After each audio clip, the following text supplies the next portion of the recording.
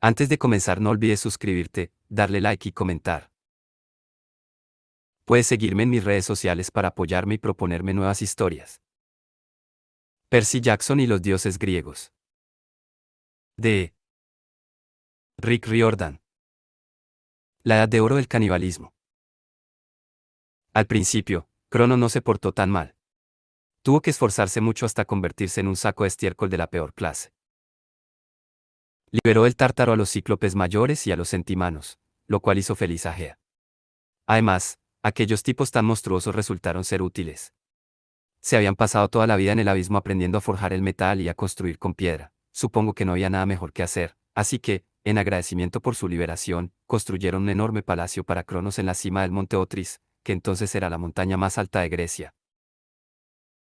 El palacio estaba hecho de mármol negro como el carbón. Unas columnas altísimas y unos salones gigantescos resplandecían a la luz de antorchas mágicas. El trono de Cronos estaba tallado en un bloque macizo de obsidiana, con incrustaciones de oro y diamantes, lo cual debía de ser impresionante, aunque seguro que no demasiado cómodo. A Cronos le daba igual, podía pasarse el día entero allí sentado, supervisando el mundo que yacía a sus pies mientras exclamaba entre carcajadas malévolas: ¿Mío?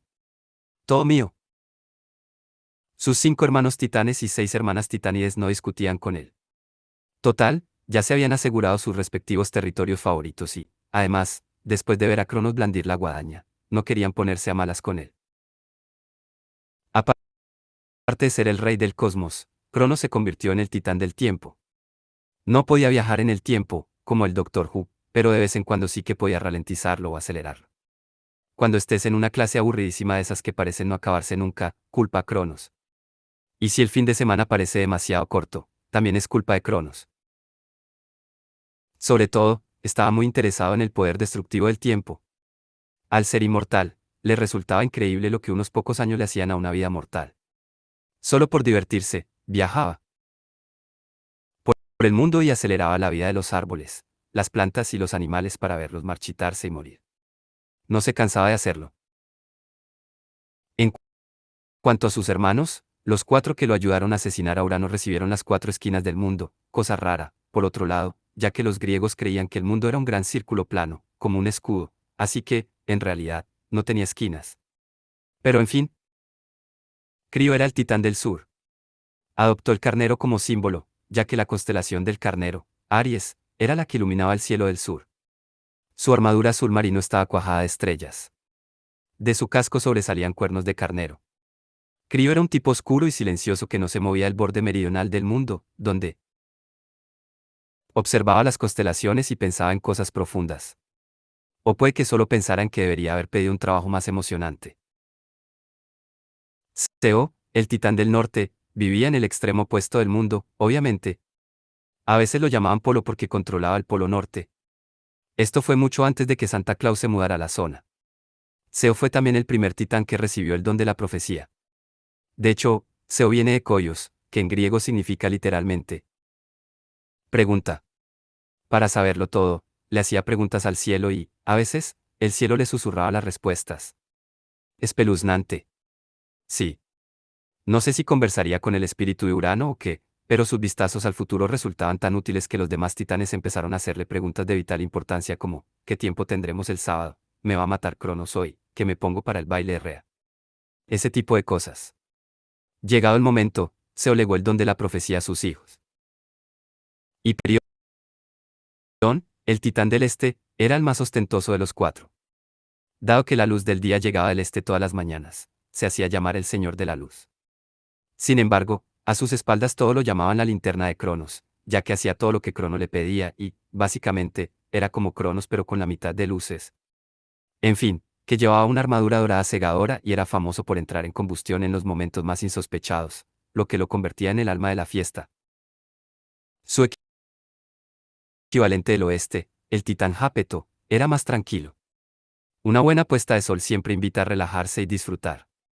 Pese a ello, tampoco era buena idea tocarle las narices, puesto que era un excelente guerrero que sabía usar la lanza. El nombre de Jápeto en griego significa el perforador, y estoy seguro de que no se ganó tal sobrenombre perforando orejas en el estudio de piercings de un centro comercial. En cuanto al último hermano, Océano, se hizo cargo de las aguas exteriores que rodeaban el mundo. Por eso las grandes extensiones acuáticas que bordean la Tierra acabaron llamándose océanos. Podría haber sido peor. Si Jápeto se hubiera adueñado de las aguas, hoy hablaríamos del Jápeto Atlántico o diríamos que navegamos por el Jápeto Azul, y, la verdad, no suena igual de bien. Ahora, antes de pasar a las 6 titánides, vamos a quitarnos de encima un asuntillo desagradable. Veréis, al final, los chicos titanes empezaron a pensar, oye, papá tomó a Gea por esposa. ¿Con quién vamos a casarnos nosotros? Entonces miraron a sus hermanas, las titánides, y siguieron pensando, lo sé, estáis gritando, qué asco. Querían casarse con sus hermanas. Sí, a mí también me parece asqueroso, pero el caso es que los titanes no veían las relaciones familiares igual que nosotros. En primer lugar, como he dicho antes, las reglas de comportamiento eran bastante más relajadas por aquel entonces. Además, no había muchas opciones a la hora de buscar pareja. No podían entrar en la Betitanesmetic para encontrar a su alma gemela. Más importante todavía, los inmortales no son como los humanos. Viven para siempre, más o menos. Tienen poderes molones y, en vez de sangre y AN, y core, así que no les parece mal mezclar la misma sangre. Por eso no ven el tema de hermano, hermana igual que nosotros. Para ellos, aunque la chica que te guste y tú hayáis nacido de la misma madre, tras crecer y haceros mayores quizá ya no pienses en ella como en tu hermana. Es mi teoría. También puede ser que los titanes fueran todos unos frikis. Vosotros decidís. En cualquier caso, no todos los hermanos se casaron con sus hermanas, pero a continuación os hago un resumen. La mayor de las hermanas era Tea. Para llamar su atención bastaba con agitar algo brillante delante de ella. Adoraba las cosas resplandecientes y las vistas deslumbrantes. Todas las mañanas bailaba de felicidad cuando regresaba la luz. Escalaba montañas con tal de poder ver el paisaje a varios kilómetros a la redonda. Incluso hurgaba bajo tierra para desenterrar piedras preciosas y después utilizaba sus poderes mágicos para dejarlas brillantes y relucientes. Tea es la que dio al oro su lustre y a los diamantes su resplandor. Se convirtió en la titánide de la vista. Como lo suyo era todo lo que brillaba, acabó casándose con Hiperión, el señor de la luz. Obviamente, se llevaban genial, aunque no sé cómo pegaban ojo por las noches, con Hiperión resplandeciente a todas horas y Tea gritando entre risitas histéricas, brilla, brilla. Y su hermana Temis.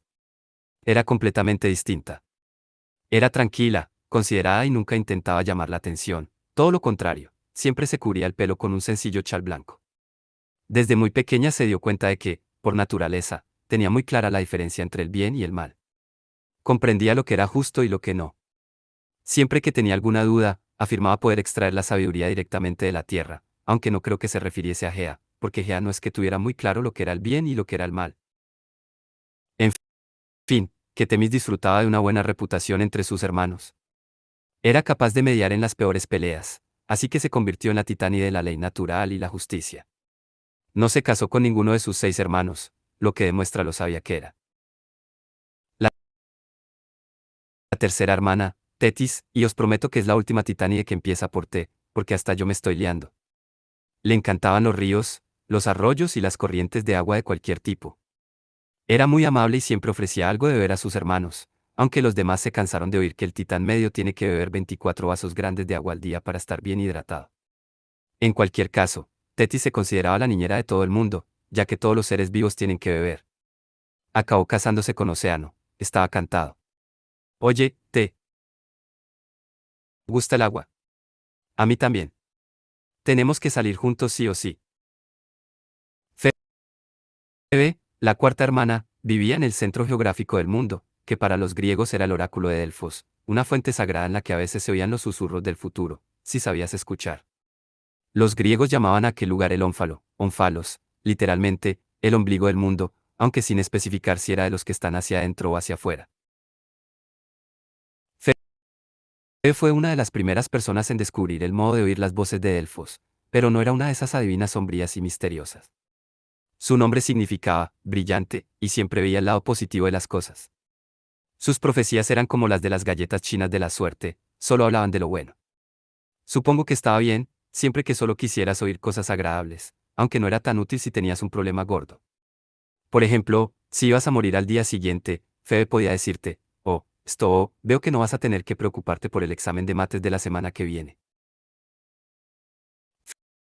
Febe acabó casándose con Zeo, el tipo del norte, porque él también había recibido el don de la profecía. Por desgracia, solo se veían de vez en cuando, ya que vivían muy lejos el uno del otro. Un dato de regalo, mucho más adelante, el nieto de Febe, un tío llamado Apolo, se quedó a cargo del oráculo. Como había heredado sus poderes, a Apolo también lo conocían como Apolo Feo. La titánide número 5 era Mnemosine. Con mi dislexia he tenido que comprobar ese nombre unas 20 veces, y es probable que siga estando mal. Ni siquiera sé muy bien cómo se pronuncia. En fin, que Mnemosine nació con memoria fotográfica mucho antes de que nadie supiera lo que era la fotografía. En serio, lo recordaba todo, los cumpleaños de sus hermanas, los deberes, sacar la basura, dar de comer a los gatos. Esto tenía su parte positiva, llevaba el registro de la historia familiar y nunca se le olvidaba nada.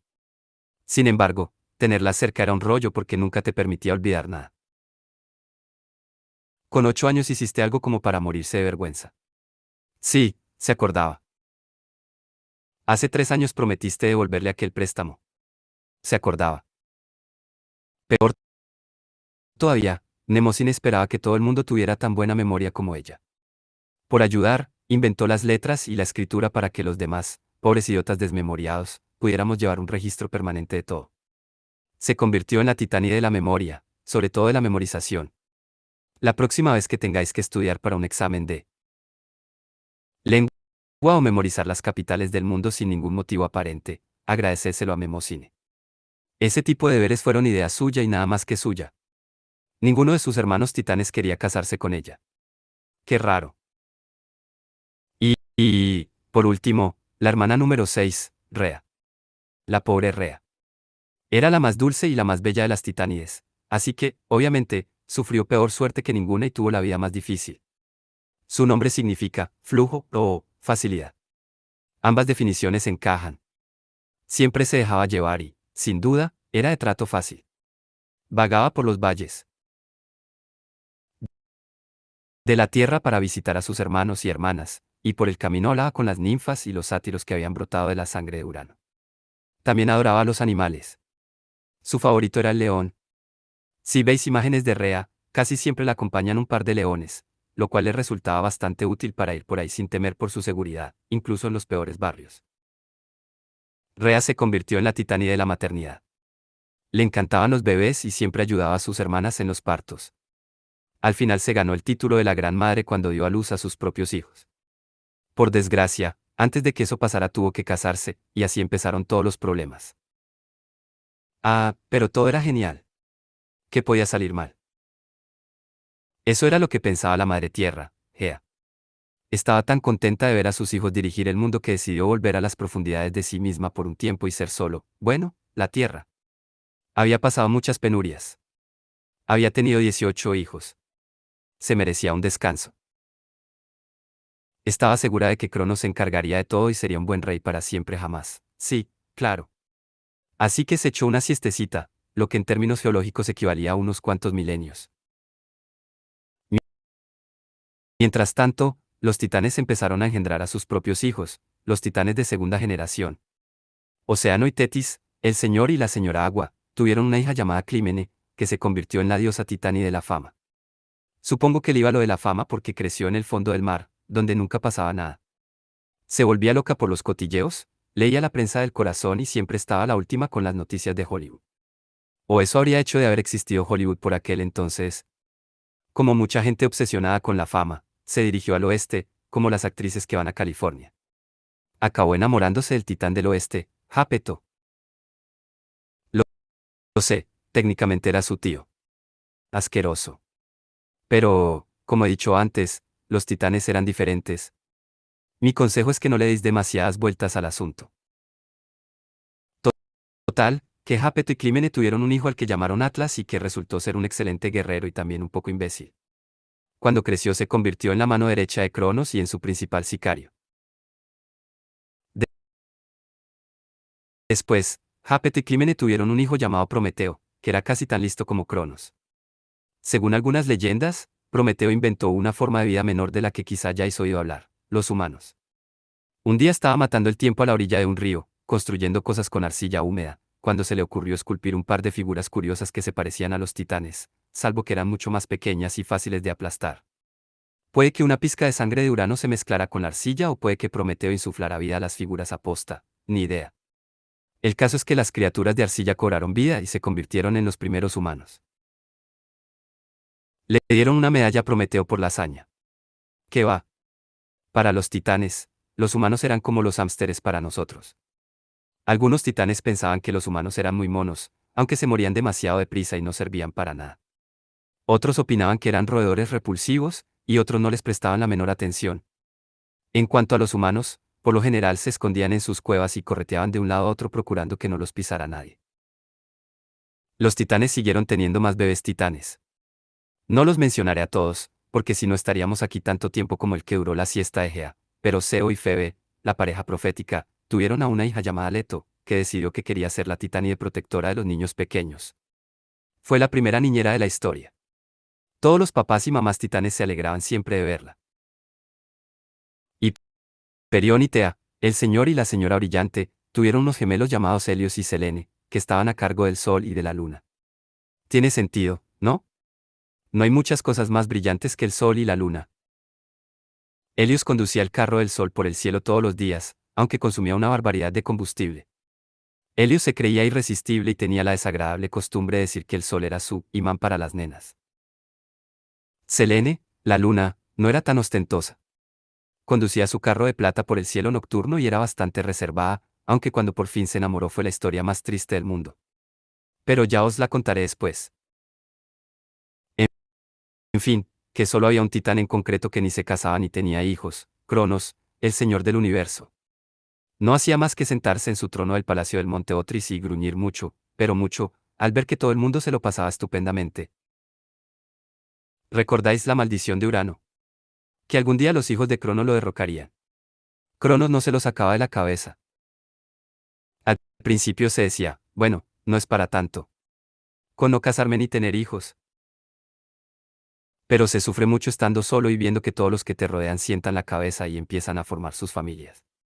Cronos se había ganado el trono con todas las de la ley, pero aquella maldición le amargaba el placer de haber descuartizado a su padre. Ahora tenía que preocuparse de que no le quitaran el trono, mientras los demás se dedicaban a disfrutar de la buena vida. Mal rollo. Sus parientes no lo visitaban tanto como antes. Una vez que Gea volvió al interior de la tierra, dejaron de pasarse por el palacio para la cena de los domingos. Decían que estaban ocupados, pero Cronos sospechaba que sus hermanos, hermanas, sobrinos y sobrinas simplemente le tenían miedo. Era cierto que había heredado el genio y la crueldad de su padre. Su guadaña intimidaba. Además, su tendencia a gritar, os mataré a todos, cada vez que alguien lo irritaba resultaba bastante molesta. Pero, ¿qué culpa tenía él? Una mañana ya no pudo aguantarlo más. Se despertó por culpa de un cíclope que estaba golpeando un trozo de bronce justo delante de la ventana de su dormitorio. A las 7 de la mañana, un fin de semana. Cronos le había prometido a su madre que liberaría a los cíclopes mayores y a los centimanos del Tártaro, pero empezaba a cansarse de verdad de sus feos parientes. Cuanto más crecían, más desagradables se volvían. Olían a letrina. Su higiene personal era inexistente y no dejaban de hacer ruido, fabricaban cosas, martillaban metal, cortaban piedra. Le habían resultado útiles para construir el palacio, pero eran un fastidio. Cronos llamó a Atlas, a Hiperión y a algunos más de sus matones. Rodearon a los cíclopes y a los centimanos, y les dijeron que se los llevaban de paseo para que vieran las florecillas del campo. Después saltaron sobre los pobres muchachos, los cargaron de nuevo de cadenas y los lanzaron otra vez al Tártaro. Si Gea se despertaba, no estaría contenta, pero, ¿qué más daba? Cronos era el rey. Su madre tendría que aguantarse. Después de aquello, en el palacio se respiraba tranquilidad, pero Cronos seguía gruñendo, no era justo que no pudiera tener novia. De hecho, tenía en mente a una chica en concreto. En secreto, estaba enamorado de Rea. La titánide era preciosa. Cada vez que la familia de los titanes se reunía, Cronos la miraba a hurtadillas. Si se percataba de que alguno de los otros chicos coqueteaba con ella, se lo llevaba para hablar con él en privado, guadaña en mano, y advertirle que no volviera a hacerlo. Le encantaba la risa de Rea. Su sonrisa era más deslumbrante que el imán para las nenas de Helios, quiero decir, que el sol. Adoraba el modo en que su oscura melena rizada le acariciaba los hombros. Sus ojos eran verdes como prados, y sus labios, bueno, Cronos soñaba con besarlos. Además, Rea era dulce, amable y todo la quería. Cronos pensaba, si tuviera una esposa como esa, mi familia no me temería tanto. Vendrían más a menudo a palacio. Rea me enseñaría a ser un titán mejor. La vida sería increíble. Sin embargo, otra parte de él pensaba, no. No puedo casarme por culpa de esa estúpida maldición. Cronos gruñía de frustración. Era el rey del puñetero universo. Podía hacer lo que quisiera. Quizá Urano le hubiera tomado el pelo y no existiera tal maldición. O quizá tuviera suerte y no engendrara hijos. Nota mental: si no quieres tener hijos, no te cases con la titania de la maternidad. Cronos intentó contenerse, pero al final no pudo aguantarlo más. Invitó a Rea a una cena romántica y le confesó sus sentimientos. Le propuso matrimonio en el acto. Bien, no sé si Rea estaba o no enamorada de él. Si no lo estaba, me imagino que le daría miedo decírselo. Al fin y al cabo, estamos hablando de Cronos, el retorcido, el tío que había matado a su padre. El rey del puñetero universo. Tampoco ayudó que, mientras cenaban, la guadaña estuviera colgada de un gancho en la pared, detrás de él, de modo que la luz de las velas se reflejaba en la hoja y la hacía parecer todavía cubierta de cor dorado. Rea aceptó casarse con él. Quizá pensara que podía convertirlo en un hombre mejor. Quizá Cronos también lo creyera. Tuvieron una bonita luna de miel. Unas cuantas semanas después, cuando Cronos se enteró de que, oh, sorpresa, Rea esperaba a su primer hijo, intentó convencerse de que todo iba bien. Era feliz. No sería un mal padre, como Urano. Daba igual que el bebé fuera titán o titánide, Crono lo querría y se olvidaría de la antigua maldición. Entonces nació el bebé, y fue una niña preciosa. A Rea le había preocupado en secreto que su bebé resultara ser un cíclope o un centimano. Puede que Cronos también hubiera pensado en esa posibilidad. Pero no, la niña era perfecta. De hecho, era casi demasiado perfecta. Rea la llamó Hestia. Envolvió al bebé en suaves mantas y se lo enseñó a su orgulloso papá. Al principio, Cronos sonrió, la niña no era un monstruo, genial. Pero mientras le hacía cosquillas en la barbilla, la miraba a los ojos y le hacía los típicos gorjeos, Cronos se dio cuenta de que Hestia no era exactamente una titánide. Era más pequeña que un bebé titán, aunque pesaba más y sus proporciones eran perfectas. Sus ojos reflejaban demasiada inteligencia para un recién nacido. Irradiaba poder. Como Cronos entendía el tiempo, podía ver fácilmente el aspecto que tendría aquella niña cuando creciera. Sería más pequeña que un titán, pero sería capaz de hacer grandes cosas. Superaría a cualquier titán en lo que decidiera hacer. Este era como una versión mejorada de los titanes, una titánide 2.0, una maravilla del futuro. De hecho, no era una titánide, sino una diosa, el primer miembro de una rama completamente nueva de la evolución inmortal. Al mirarla, Cronos se sintió como un teléfono móvil antiguo observando el último modelo de smartphone, sabía que sus días estaban contados. La sonrisa de papá orgulloso se desvaneció.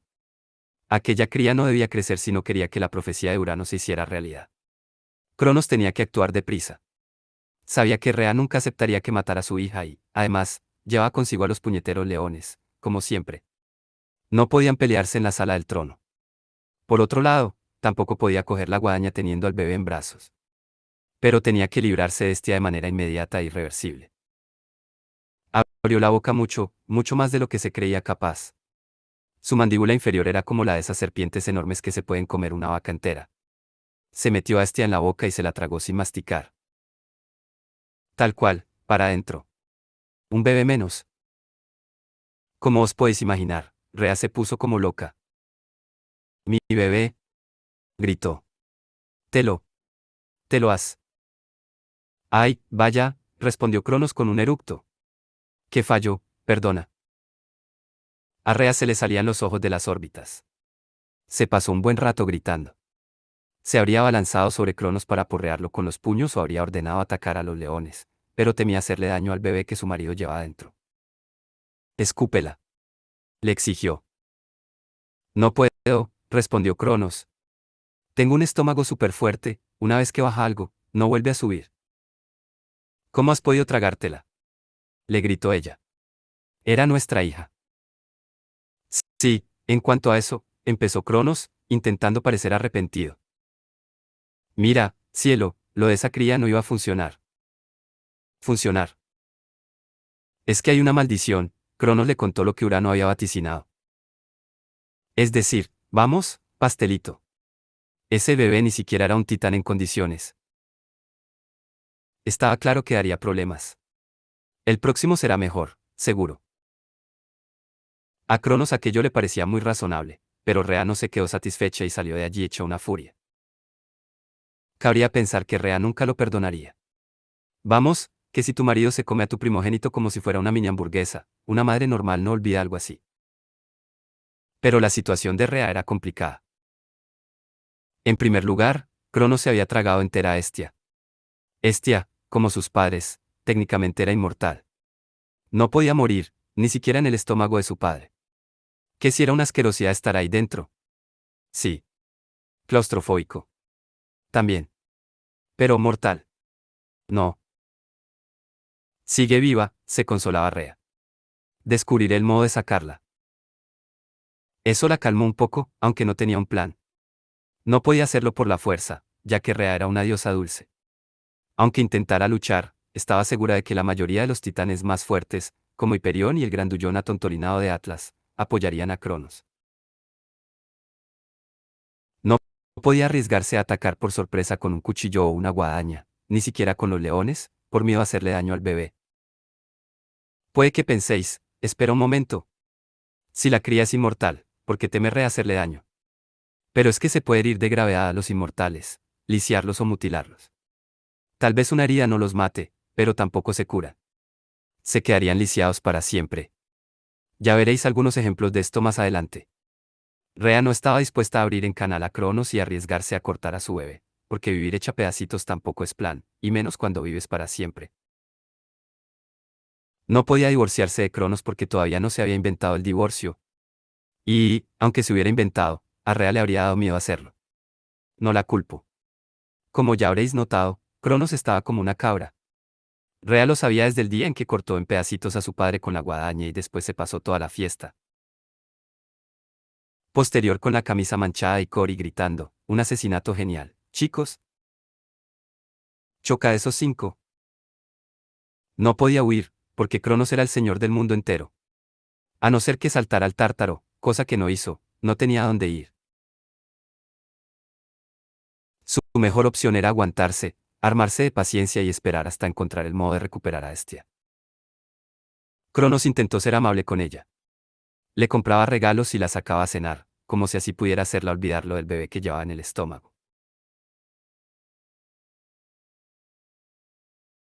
Cuando Cronos consideró que había pasado el tiempo suficiente, unos 3 o 4 días, insistió en que debían intentar tener más hijos. ¿Por qué? Puede que, en realidad, deseara la muerte. Puede que estuviera obsesionado con la profecía de Urano y quisiera averiguar si el siguiente hijo sería un titán de verdad o uno de aquellos horribles diosesitos perfectos y demasiado poderosos.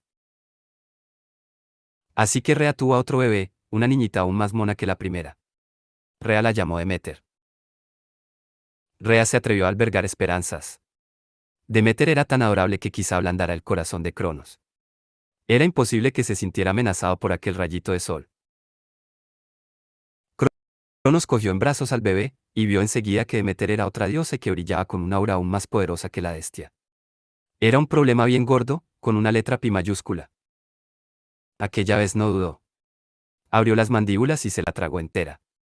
Después vinieron los gritos de la madre y las disculpas. Rea sintió la tentación casi irrefrenable de llamar a sus leones, pero ahora había más en juego. Cronos llevaba 2 niñas dentro. Lo sé, estáis pensando en lo apretujadas que tendrían que estar dentro de la tripa del Señor de los Titanes, pero los dioses son bastante flexibles en lo que respecta a su tamaño. A veces son enormes. A veces no son mayores que los seres humanos. Yo no estaba allí dentro, en el estómago de Cronos, pero imagino que los bebés inmortales se harían más pequeños. Siguieron madurando, pero sin aumentar de tamaño. Eran como muellecitos cada vez más comprimidos, a la espera de que algún día pudieran salir y adoptar su tamaño real. Y todos los días rezando para que Cronos no le echara salsa picante a la cena. Pobre Rea. Cronos insistió en volver a intentarlo. El siguiente bebé será mejor, le prometió él. Se acabó lo de tragárselos enteros. El tercero. También fue una niña. Rea la llamó Hera, y fue la menos titánide y la más diosa de las tres. Rea era, sin duda, la gran madre. De hecho, lo de la maternidad se le daba demasiado bien, porque cada bebé que tenía era mejor y más poderoso que el anterior. Rea no quería llevar a Hera ante Cronos, pero era la tradición por aquel entonces, el papá tenía que coger en brazos al bebé. Era una de esas leyes naturales en las que siempre insistía Temis. También había una ley natural que prohibía comerse a los hijos, pero a Temis le daba miedo mencionárselo a Cronos. Así que Rea tuvo que armarse de valor. Mi señor, te presento a tu hija, Hera. Ñam. Esta vez, Rea abandonó la sala del trono sin sufrir un ataque de nervios. El dolor, la tristeza y la incredulidad la habían dejado paralizada. Se había casado con un mentiroso patológico que, además, era un asesino y un caníbal que devoraba bebés. Podía ser peor. Ah, esperad. También era el rey del universo y tenía un montón de secuaces poderosos, así que no había forma de enfrentarse a él ni de huir. Pues sí, podía ser peor. Dio a luz a otros dos bebés dioses, perfectos y encantadores. El cuarto bebé fue un chico llamado Hades. Rea esperaba que Crono lo dejara vivir, ya que todos los padres quieren tener un hijo para jugar al fútbol con él, ¿no? Pues no. Otro para adentro. El quinto bebé fue otro chico, Poseidón. Lo mismo de siempre. Ñam. En ese momento, Rea huyó del palacio. Lloró y aulló, sin saber qué hacer. Acudió a sus hermanos, a sus sobrinos, a cualquiera que la escuchara. Suplicó ayuda. Los demás titanes temían demasiado a Cronos, como Temis, o trabajaban para él, como Hiperión, así que le dijeron que parase de gimotear. Al final, Rea visitó a su hermana Febe en el oráculo de Delfos, pero, por desgracia, ni siquiera el oráculo supo aconsejarla. Rea se fue corriendo hasta el prado más cercano, se tiró al suelo y empezó a llorar. De repente, oyó unos susurros que procedían de la tierra, era la voz de Gea, que seguía dormida, pero, incluso en sueños, la madre tierra no podía soportar los lamentos de su encantadora hija. Cuando estés a punto de dar a luz a tu siguiente hijo, dijo la voz de Gea, ve a Creta para el parto. Allí te ayudarán. Este bebé será distinto. Salvará a los otros. Rea se sorbió los mocos e intentó recuperar la compostura. ¿Dónde está Creta? Es una isla del sur, dijo la voz de Gea. Ve por el mar Jónico hasta Kalamata, más o menos. Después gira a la izquierda y, ¿sabes qué te digo? Ya la encontrarás. Cuando llegó el momento y a Rea empezó a crecerle la tripa, respiró hondo unas cuantas veces, se tranquilizó y entró con andares de pato en la sala del trono. Mi señor Cronos, dijo, me voy a Creta. Volveré con el bebé. A Creta. Repitió Cronos, frunciendo el ceño. ¿Qué se te ha perdido en Creta? Bueno. Sabes que Seo y Febe a veces ven el futuro, ¿no? Sí, ¿y? No quería chafarte la sorpresa, pero han predicho que, si tengo este bebé en Creta, será el que más te guste de todos. Y por supuesto, mi señor, mi único deseo es agradarte. Cronos frunció el ceño. Sospechaba, pero también pensaba, me comió a 5 niños y Rea sigue aquí. Si quisiera intentar algo raro, ya lo habría hecho. Además, en aquel momento le costaba pensar, llevaba 5 diosecillos dándole vueltas en las tripas, reclamando su espacio, así que siempre se sentía como si hubiera acabado de darse un banquete y necesitara una siesta. 5 dioses en un estómago, si es que había gente suficiente para un partido de dobles de tenis, árbitro incluido. Llevaban tanto tiempo allí dentro que seguramente tuvieran la esperanza de que Cronos se tragara una baraja de cartas o un juego de Monopoly. En fin, que Cronos miró a Rea y dijo: ¿Me traerás al bebé de inmediato? Por supuesto. Vale, pues vete. ¿Dónde está Creta? No estoy segura, ya la encontraré. Y así fue. En cuanto llegó, la recibieron unas ninfas muy amables que también habían oído la voz de Gea. Llevaron a Rea a una cueva cómoda y bien iluminada a los pies del monte Ida. El arroyo de las ninfas estaba cerca, así que Rea tendría mucha agua dulce a mano. El generoso bosque le ofrecía comida de sobra. Sí, lo sé, los inmortales se alimentaban, básicamente, de néctar y ambrosía, pero podían comer otras cosas en caso de necesidad. No tendría mucha gracia ser Dios si no pudieras disfrutar de una pizza de vez en cuando. Rea dio a luz a un saludable bebé Dios. Era el más perfecto y más bello de los que había tenido hasta entonces. Rea lo llamó Zeus, lo que, dependiendo de a quién le preguntes, significa cielo, brillante, o simplemente vivo. Yo voto por la última, porque me parece que, a estas alturas, Rea pedía poco, mantener al niño vivo y lejos de estómagos hostiles. Zeus empezó a llorar, puede que porque sintiera la ansiedad de su madre. El sonido rebotó por las paredes de la cueva y salió al exterior. Era tan fuerte que todo el mundo supo que había nacido un bebé. ¡Ay, genial!, murmuró Rea. Prometí llevarle el niño a Cronos de inmediato. Ahora se lo contarán y se tragará mi bebé. El suelo de la cueva tembló y una gran piedra surgió de la tierra, una roca suave y ovalada, del mismo tamaño y peso que el bebé Dios. Rea no era estúpida, así que supo que se trataba de un regalo de Gea. Que tu madre te regale una roca no es muy emocionante, pero Rea comprendió lo que debía hacer con ella. Envolvió la piedra en mantitas de bebé y entregó el bebé de verdad. Zeus, a las ninfas para que cuidaran de él. Lo único que esperaba era que el truco funcionara al llegar a palacio.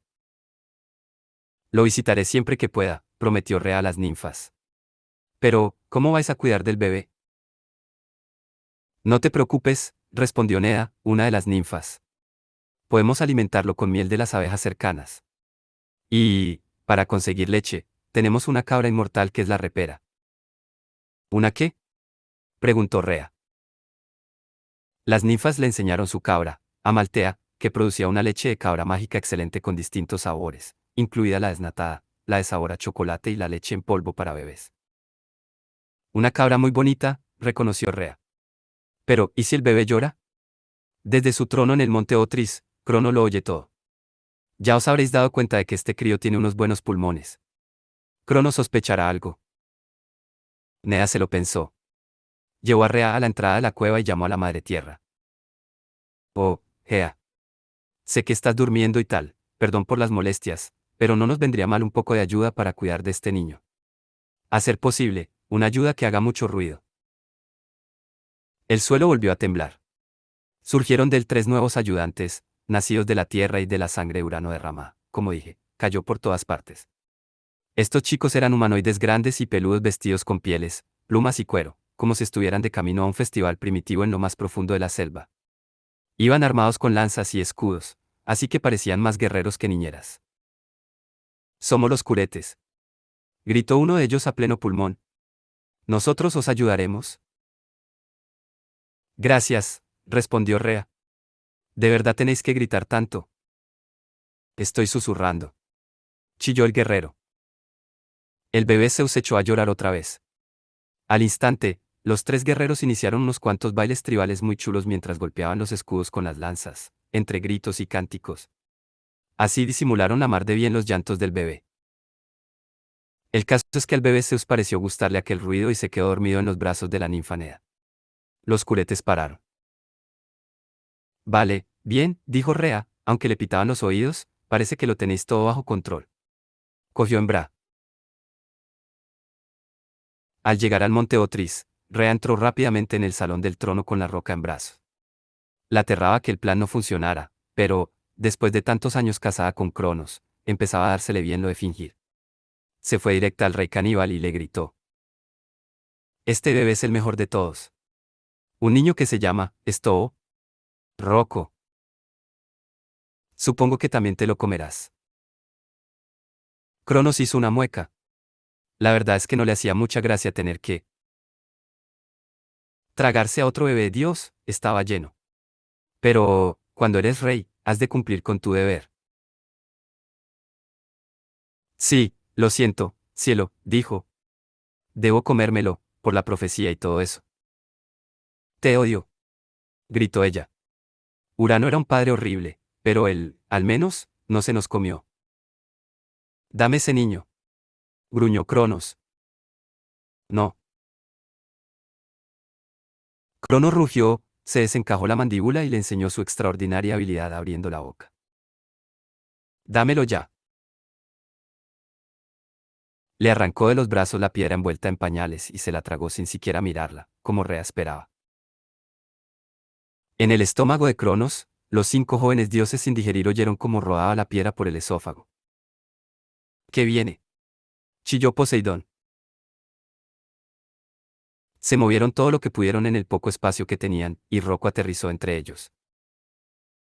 Esto no es un bebé, se dio cuenta Hades. Creo que es una roca.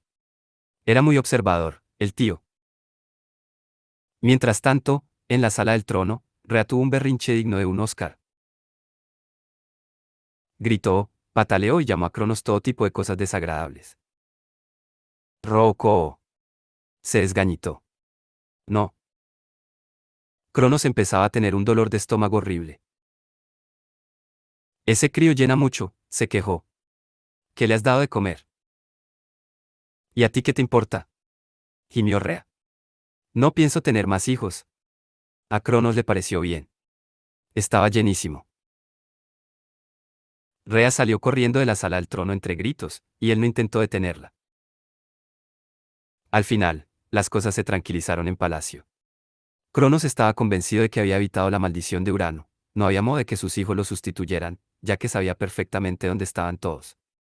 Era el rey del cosmos y nadie lo derrocaría. Mientras tanto, Rea iba al monte Ida siempre que podía.